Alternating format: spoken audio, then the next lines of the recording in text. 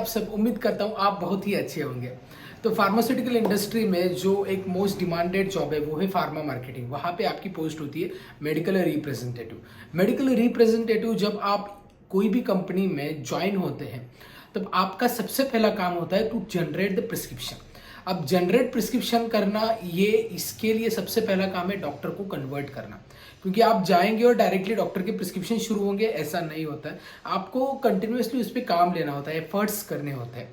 तो इसके लिए चाहे कंपनी नई हो या पुरानी हो, मिड लेवल हो या टॉप एमएनसी कंपनी हो, डॉक्टर कन्वर्जन किस तरीके से कर सकते हैं आज इस वीडियो में हम जानेंगे। और स्पेशली जो फ्रेशर्स है या अभी आप ज्वाइन हो गए लेकिन कन्वर्जन नहीं हो रहा, आपके टारगेट नहीं कंप्लीट हो रहे, आप इंसेंटिव अर्न नहीं कर पा रहे, तो ये वीडियो बहुत ही मददगार रहेगा आपके लिए। कुछ आपको सिंपल टिप्स एंड ट्रिक्स में बताऊंगा जिसकी वजह से आप डॉक्टर्स कन्वर्जन इजीली कर पाएंगे। तो चलिए इस इंटरेस्टिंग वीडियो को स्टार्ट करते हैं। सबसे पहली जो टिप है वो है प्रोडक्ट नॉलेज।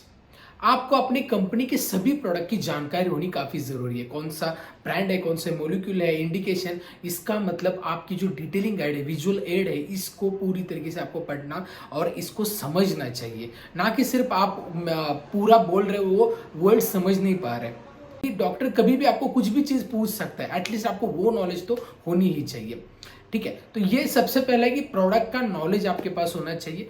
दूसरी चीज ये है कि आप कौन कौन से डॉक्टर से मिलने जा रहे हैं, इसकी लिस्ट आपको कंपनी से मिल जाती है। तो आपको एक तो वो डॉक्टर कोर होंगे, नॉन कोर होंगे, इसकी जानकारी आपको होनी चाहिए। कोर डॉक्टर वो होते हैं जो आपको अच्छा बिजनेस देते हैं, जो हम मंथली उसको उन डॉक्टर्स को 2 बार मिलते हैं। और नॉन कोर होते हैं वो एक ही बार मिलते हैं, क्योंकि वो business comparative to core doctors कम मिलता है। एवरेज बात की जाए तो 5000 के ऊपर जो बिजनेस देते हैं पर मंथ वो कोर में जाएंगे, और उसके जो नीचे जो बिजनेस देते हैं दैट इज नॉन कोर।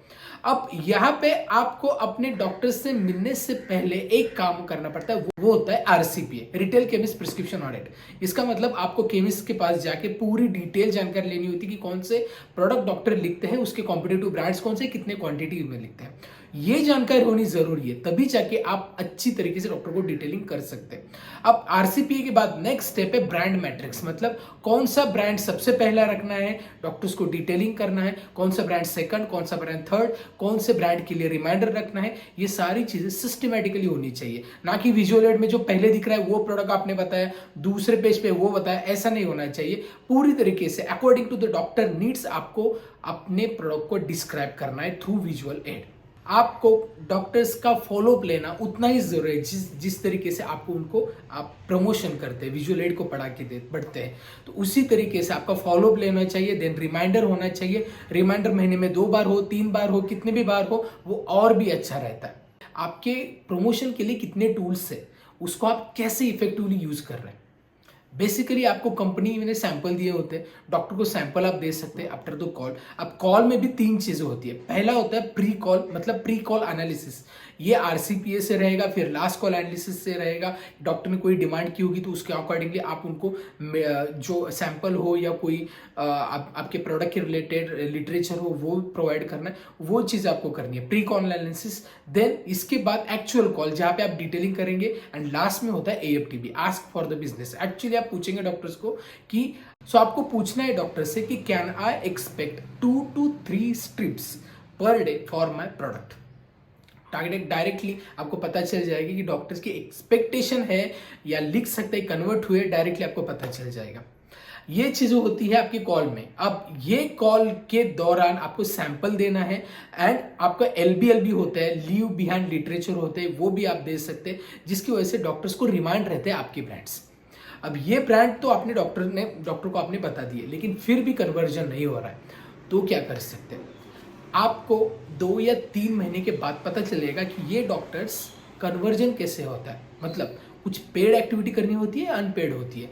वैसे पेड एक्टिविटी में आती है सीएमई होती है, जो 4 या 5 डॉक्टर्स की मिलके कॉन्फ्रेंस होती है, साइंटिफिक कॉन्फ्रेंस होती है, जहाँ पे कोई प्रोडक्ट की इंफॉर्मेशन दी जाती है, तो वो अरेंज करनी होती है, दैट इज पेड।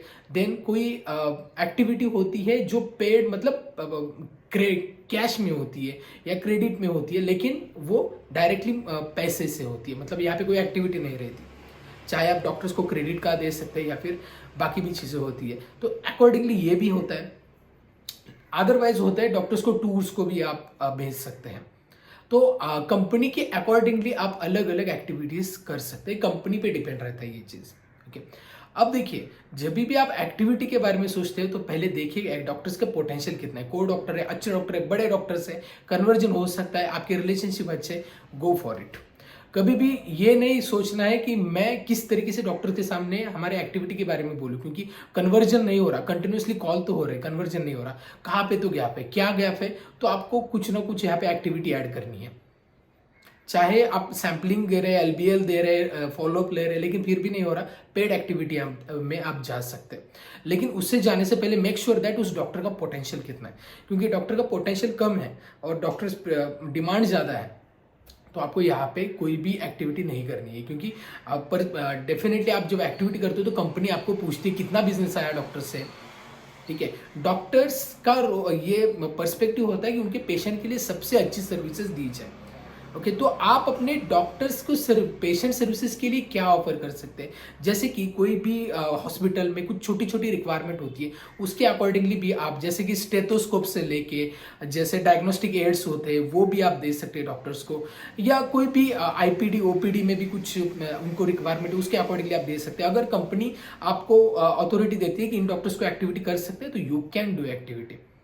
ठीक है, तो ये चीजें आपको करनी है एक्टिविटी के दौरान, मतलब पेड हो या अनपेड हो, इस तरीके से आप, जैसे कि इवन आप ओपीडी कैंप भी रख सकते हैं और डॉक्टर्स को बता सकते हैं कि ऐसे रिलेटेड पेशेंट आते हैं तो वो प्रिस्क्राइब करेंगे आपके ब्रांड्स। नए ब्रांड्स के लिए ओपीडी कैंप काफी इफेक्टिव होते हैं।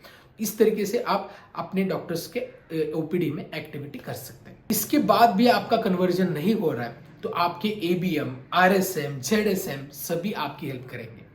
आप उनसे पूछ सकते हैं कि इस तरीके से हो रहा है, तो वो एक्चुअली जब कॉल में आते हैं तब उनका कॉल देखिए और आपका कॉल देखिए, बहुत डिफरेंस भी हो सकता है। कुछ पॉइंट्स वो इतना क्लैरिफाई करके बताते हैं अपने डॉक्टर्स को कि वो डॉक्टर्स इमीडिएटली कन्वर्ट होते हैं, क्योंकि उनका माइंडसेट पता होता है और उसके अकॉर्डिंगली उन्होंने वो कन्वर्जन किया है, उनका ये एक्सपीरियंस काम में आता है। और वही आप चेक कर लीजिए, जब भी आपका ज्वाइंट वर्किंग हो एबीएम के साथ, पूरी तरीके से आप देखिए कि किस तरीके से वो कॉल करते हैं, क्या इंस्ट्रक्शंस आपको देते हैं, फॉलो कीजिए।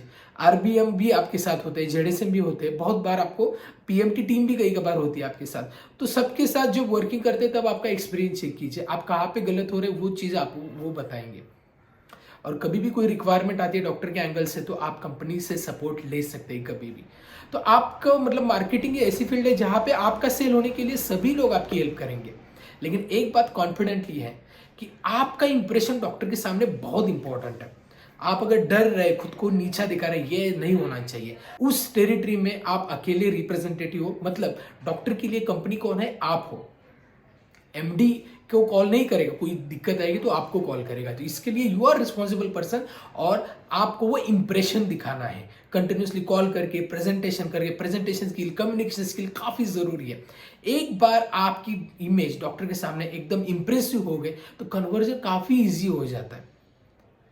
ठीक है, तो एक बात जरूरी है कि आप जब कोई मेडिसिन के लिए डिटेलिंग करते हैं तो वो नीडफुल होती है डॉक्टर के पेशेंट के लिए भी। तो डेफिनेटली अगर आपके रिलेशनशिप अच्छे होते हैं तो अब वो प्रिस्क्रिप्शन आपके लिए मिल ही जाएगा। तो इसके लिए लास्ट पॉइंट है कस्टमर रिलेशनशिप मैनेजमेंट। आपके अपने डॉक्टर्स के साथ काफ़ी अच्छे रिलेशनशिप होने चाहिए, उनके एनिवर्सरी, बर्थडे ये सेलिब्रेट कर सकते हैं, कनेक्शन में रह सकते हैं।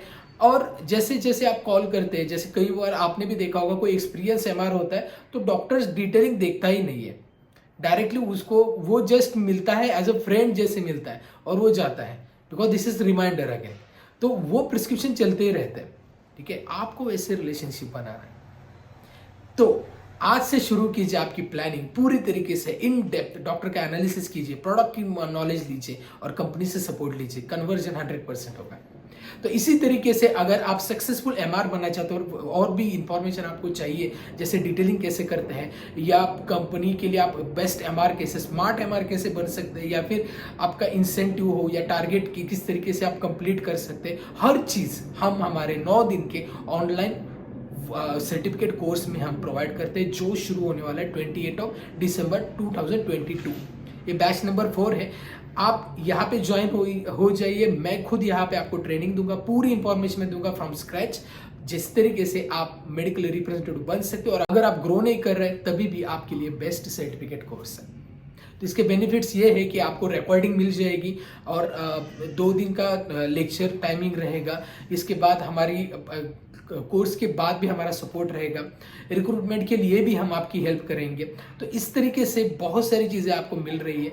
तो ज्वाइन हो जाइए हमारे 9 days certificate course in pharma marketing. तो ये वीडियो कैसा लगा ये मुझे बताइए। वीडियो अच्छा लगता है, वीडियो का कंटेंट अच्छा लगता है तो वीडियो को लाइक करें, चैनल को सब्सक्राइब अभी तक नहीं किया है तो चैनल को सब्सक्राइब करें, और हाँ, इस वीडियो को बहुत सारे लोगों तक शेयर करें। इस वीडियो में इतना ही, मिलते हैं नेक्स्ट वीडियो में, तब तक बी हेल्दी बी हैप्पी।